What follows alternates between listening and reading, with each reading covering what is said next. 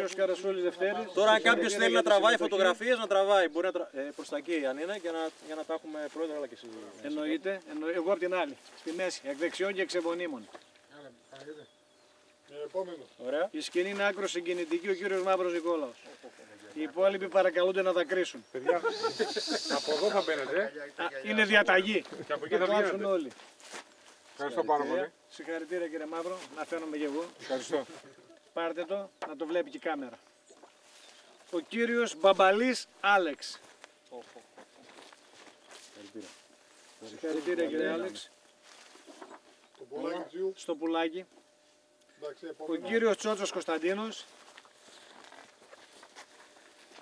Η γυραιοί Μακεδονομάχοι. Η γυραιοί Μακεδονομάχοι δηλαδή εμείς. Συγχαρητήρια. Και σανότερα. Ο κύριος Βασιλιάδης Βασίλειος. Ο Βασίλης ο οποίος ήταν σημειωτέων και πολύ καλός. Εγώ τον είδα. Είδατε εγώ το στο πολύ. Έβγε Βασίλη. Μπαμπαλής Άλεξ. Καλά τι είναι αυτό. Κάναμε ένα δοκιμαστικό. Όχι, αν είναι δυνατόν. Στο κορμί μου πάνω δοκιμαστικό. Σημαίνω τα παιδιά το παιχνίδι. Ο κύριος Ιορδανίδης Κωνσταντίνος. Συγχαρητήρια Κώστα. Ο κύριος Τσιτάκης Παναγιώτης, που είναι και ο κάμεραμαν, μια και καταγράφει κάμερα. Πολύ για την καταγραφή. Συγχαρητήρια κύριε Τσιτάκη, κάνατε επαγγελματική δουλειά. Ο κύριος Μπαμπάτσικος που δεν είναι και ο κύριος Βασιλιάδης Άγγελος. Δώσε τη φωτογραφική μηχανή. Έλα, κράτα. Να αποθανατιστείς κι εσύ, Τώρα θα πάω με στυλ. αλλά δεν θα σκύβεις.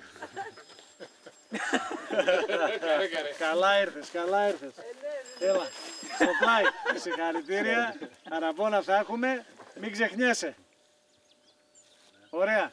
Περπατάς με το στόχο από πίσω.